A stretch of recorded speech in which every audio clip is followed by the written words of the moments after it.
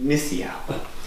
And I'm a story songstress and provocateur. And I've got a story to tell and a song to sing. So the story is about one man's healing journey from AIDS and how he achieved results far beyond what Western medicine alone could have produced. Now, the principles and the processes he engaged in are applicable to anyone facing life-threatening illness. In fact, he wrote a book-length manuscript titled Transforming the Wound, A Path of Healing from Life-Threatening Illness. Now, I don't think he was thinking about transformation in a gender sense, but you might say I'm the living proof of that, if you know what I mean. Anyway, he was, we're going to scroll back to the beginning of the story, September 1988. He'd given blood the week before, and he came back a week later to get his HIV result. Those days it took a week. Right before I went in to get the diagnosis, he stopped at a garage sale right outside the health center at Dolores Park, and he picked up this lovely piece. Now, it had the feel of Hawaii to him, and he had just acquired land on the Big Island and was building his dream home. He was 38 years old. He lived with his partner 5 years in that Tony Rockridge section of Oakland. He was a very successful independent organization consultant, PhD, you know. And, oh yeah, he was still connected at the hip with his former wife. They'd been journeying together for 17 years at that point. They still are. So, he walked in to get his result, and they told him he was HIV positive. They said, oh, don't worry. You know, advances will come along, you'll be fine. But to him, all he heard was, I'm going to die of AIDS. So,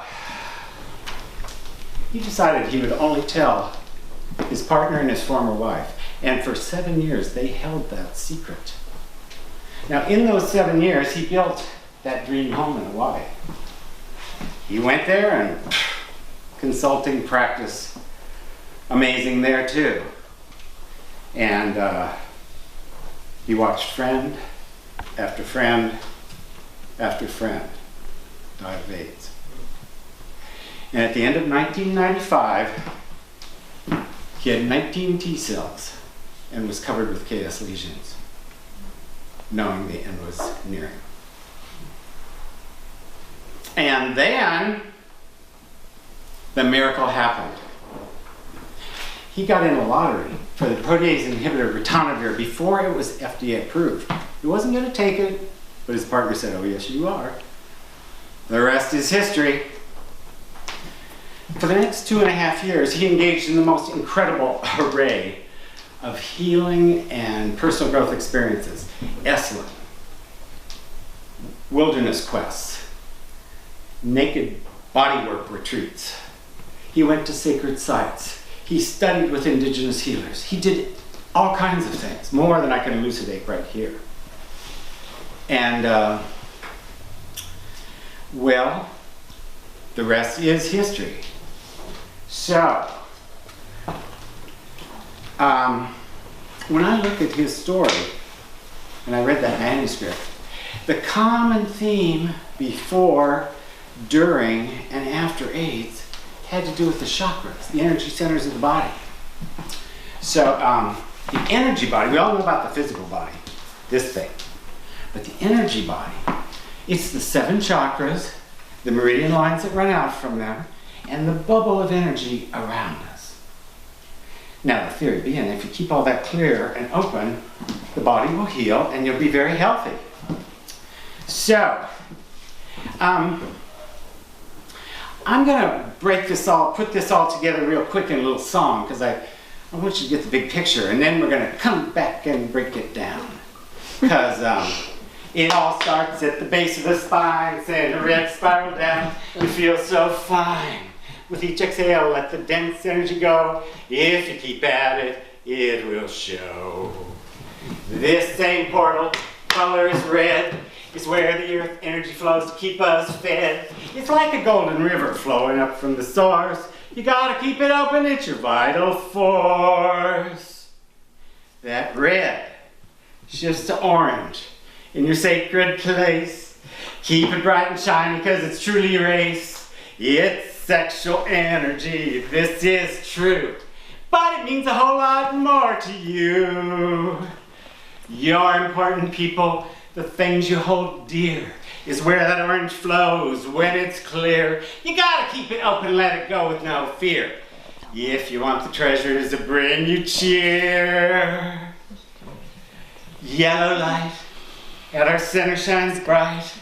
That's the sign that you're living life right. This is your unique vibe in your core. Show the world and your power will soar. Lyrics said, let our little light shine, teaching us who we are is divine. Shutting it down or dimming the glow only says you ain't in the flow. Heart glows green, our emotional place. Authentic expression is what brings grace. Keeping it stuffed in, you'll only end up with a heart. You gotta open up and get a new start.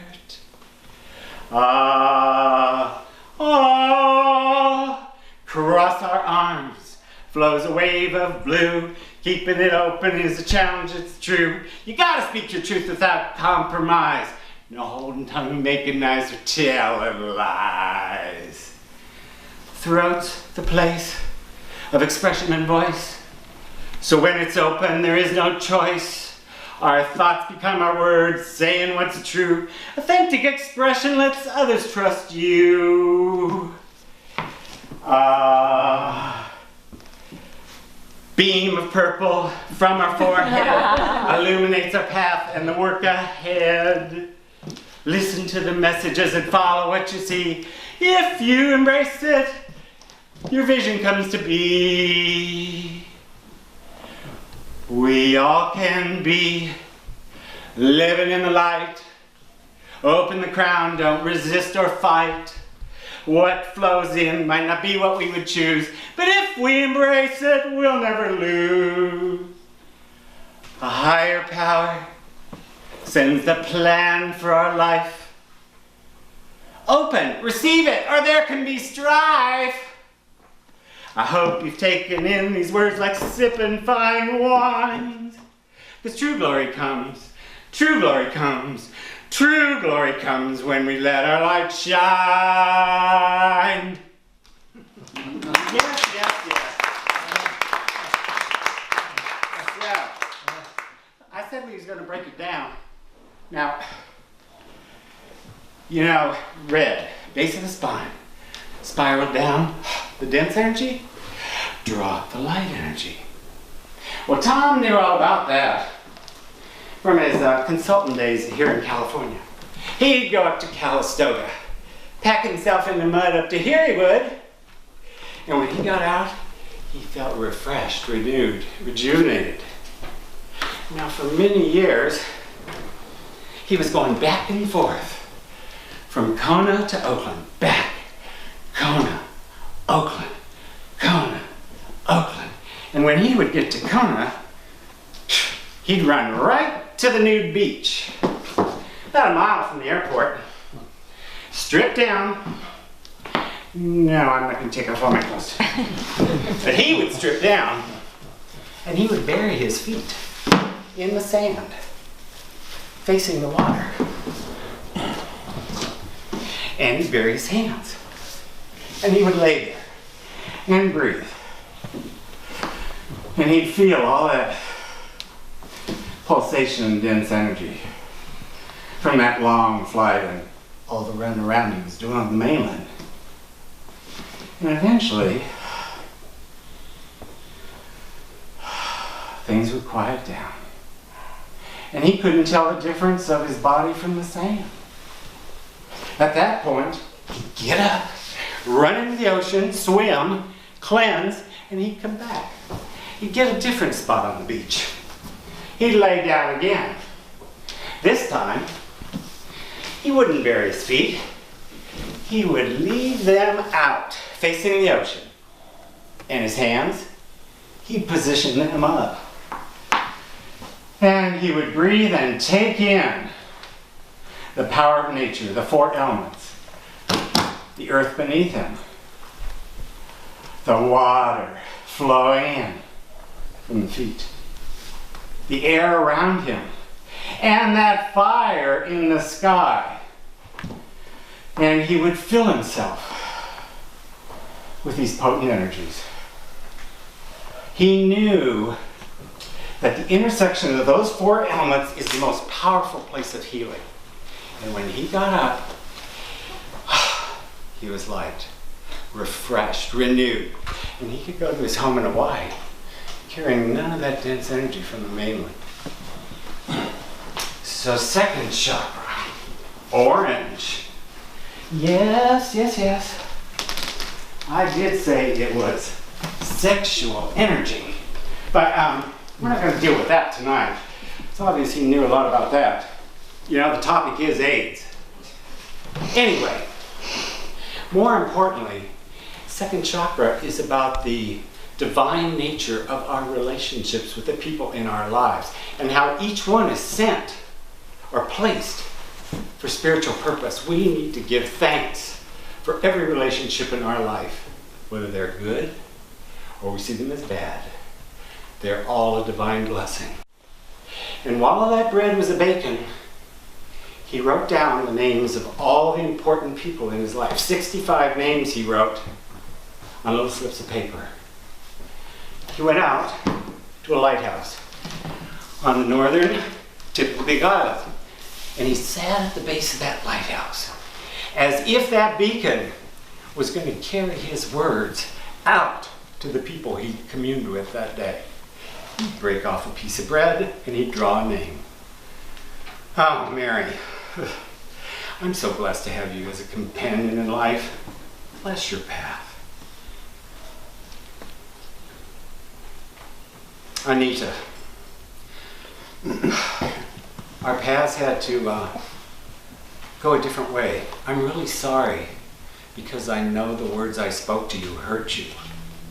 But it was important to me that you understood how I felt about the negative impact on my relationship. I bless your path. Fran. Oh, grandmother, you are an angel on this planet. An angel in my life and every life you touch. Bless you, grandmother. So, second chakra is about keeping our relationships clean and being grateful and giving thanks for them. Now the power center. I missed a little piece of the story, by the way. He wrote that manuscript 2.5 years after he was at the brink of death. And do you know, he had the audacity to proclaim that he was healed from AIDS in 2.5 years. And you know what?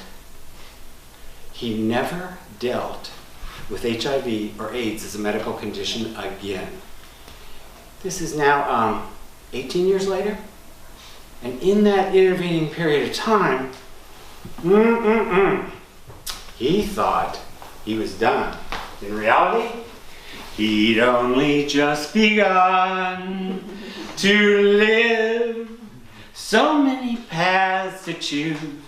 He'd start out walking and learn to run. He'd only just begun. Well, run he did, and he rode too. 3 months later, he rode in Hawaii's first AIDS bike ride.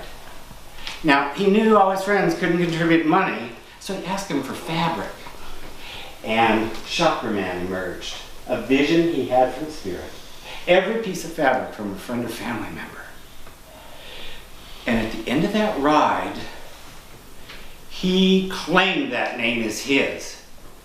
And he went on to study all the healing arts, massage, energy medicine, acupuncture. He studied with indigenous healers from Hawaii, Peru, many from Africa, and the Native Americans. And he truly did become a healer. Now, there's a very famous quote by Marianne Williams. It's often attributed to Nelson Mandela, although he did not speak these words. Our deepest fear is not that we're not adequate. Our deepest fear is that we are powerful beyond measure. Who am I, we ask? Who are we to say that we're brilliant, gorgeous, fabulous, talented? Who are we not? Our playing small does not serve the world. And he has not played small since that day. Now my time is up. I really appreciate your attention. But you gotta come back next week if you want to hear the rest of that story. I'm telling you, we got 4 shoppers to go. Now, until then, happy trails to you. Until next Monday night.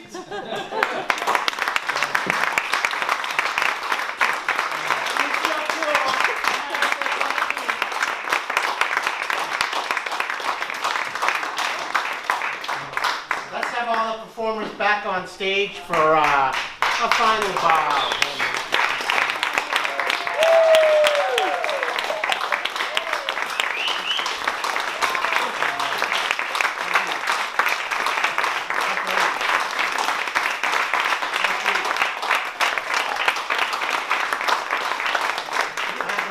Can I just say before you leave the stage, can we just sort of check in with each of you where you'll be performing next? Any kind of performing things you want to highlight for us?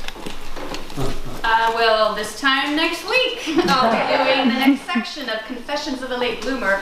When the director tells me, go out there and kiss Pete, you'll find out. Next week. Monday, apparently. And I'll be performing later tonight in my boudoir, but it's a very private show. And I'll be here next week too, and then I hope it's Hollywood. I'll be working with my grandchildren probably. I'll be at Teledon Tuesday in Berkeley, the last Tuesday of this month, and May 4th here. I'll be doing the whole show as Marsh Rising. All right, cool. Great. All right.